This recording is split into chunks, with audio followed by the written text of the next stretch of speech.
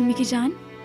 अम्मी आप डिस्टर्ब नहीं करें। उस वक्त ताहिर भाई नहीं आए थे, लेकिन अब हम तीनों जा रहे हैं। थोड़ा सा और चीखो तो रशिया तक आवाज चली जाएगी। शरारती लड़के, सो जाओ। ठीक है, मैं सो जाऊंगा।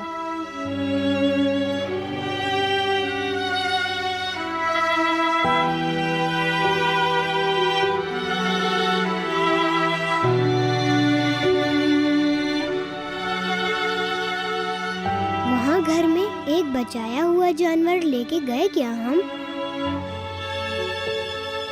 मसलन कौन सा? मतलब एक डायनासोर। अम्मी की जान, डायनासोर अब खत्म हो चुके हैं। तुम रोक क्यों रही हो?